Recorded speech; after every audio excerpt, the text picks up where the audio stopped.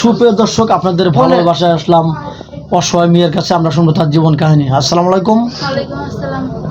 তুমি কেমন আছো? আলহামদুলিল্লাহ ভালো আছি। আপনারা কেমন আছেন? আল্লাহ তাআলা খুব ভালো আছে। তোমার নামটা কি আরেকবার জানতে পারি? জেরিন। জেরিন। তোমার হোম ডিস্ট্রিক্ট কোথায়, দেশের বাড়ি কোথায়? রংপুর লালমনিরহাট। রংপুর লালমনিরহাট। তোমার ফ্যামিলি থেকে কে যেন আছে? আব্বু আছে, আম্মু আছে, আর ছোট একটা ভাই আছে। ছোট্ট একটা ভাই আছে। তুমি বর্তমান কি করতেছো?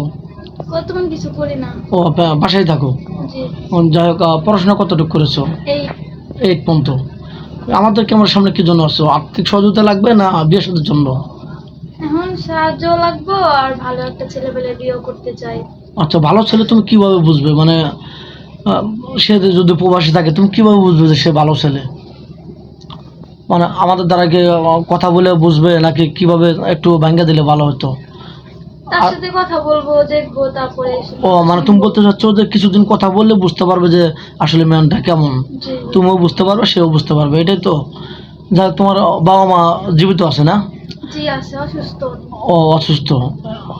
অ্যাকচুয়ালি কি হয়েছে?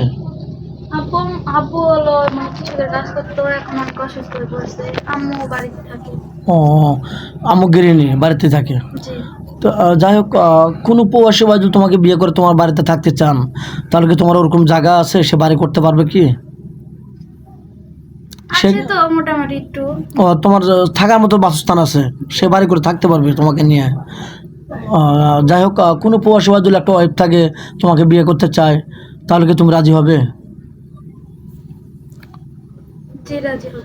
মানে কীভাবে রাজি হবে? মানে তাকে যদি চালাতে পারে, তোমাকে চালাতে পারে, তাহলে তো আমার কোনো অসুবিধা নেই, এই যে দুই পরিবার এই যে থাকতে চালাতে পারে, তাহলে তো তোমার কোনো আপত্তি নেই। না। আর এমনও আছে প্রবাসী ভাই, তার ওয়াইফ টাকা পয়সা নিয়ে চলে গেছে, একটা বাচ্চা আছে, বাচ্চাটাকে দেখভাল করতে হবে, তারও একটা ওয়াইফের দরকার। তার অনেক দুঃখ কষ্ট, অনেক টাকা পয়সা নিয়ে আরেকজনের হাত ধরে চলে গেছে, তার ভিতরে শুধু কষ্ট আর কষ্ট। একটা ইতিম বাচ্চা তো রেখে গেছে। ওরকম ম্যান হলে কি তোমার চলবে? তুমি নেবে একটা বাচ্চা সহ? বাচ্চাকে তুমি অনেক আদর করবে। মানে এরকমটা করবে কেন? মানে তুমি কারণ একটা তো বাচ্চারই কষ্ট, যে কোনো তো বাচ্চা তো হলে নিষ্পাপ, ও তোর কিছু অত কোনো অপরাধ নেই। জি জি, অপরাধ করলে মা। জি।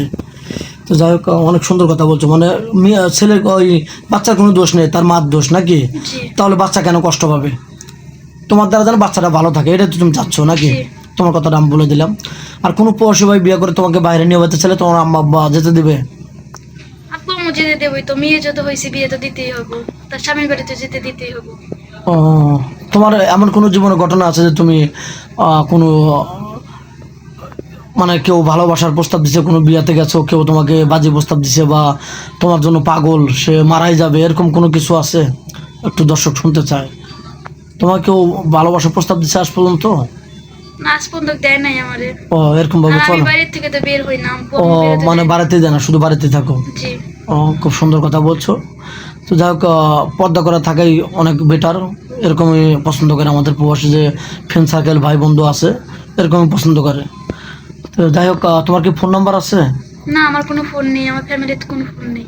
আচ্ছা, কোনো প্রবাসী ভাই যদি তার দাড়ি থাকে, তাহলে কি তুমি তাকে অ্যাকসেপ্ট করবে? জি, দাড়ি তো অনেক ভালো। নবীর সুন্নত নাকি? দাড়ি রাখা তো ভালো। তো যাই হোক, তোমার তাও কোনো আপত্তি নেই। শুনে খুবই খুশি হলাম। দেখ, তোমার ফোন নাম্বারটা দিয়ে দাও স্ক্রিনে। আমার তো ফোন নেই কোনো। মেয়েটার কোনো ফোন নেই, 2 বেলা 2 মুঠো ভাত খাওয়ায়, খুবই দুষ্কর।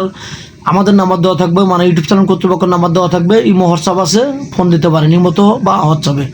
কেউ ভিডিও কল দেবেন না, ভিডিও কল দিয়ে ব্লক করতে বাধ্য হবো। ভালো থাকবেন, সুস্থ থাকবেন, এই বলে শেষ করে দিচ্ছে আজকের মতো।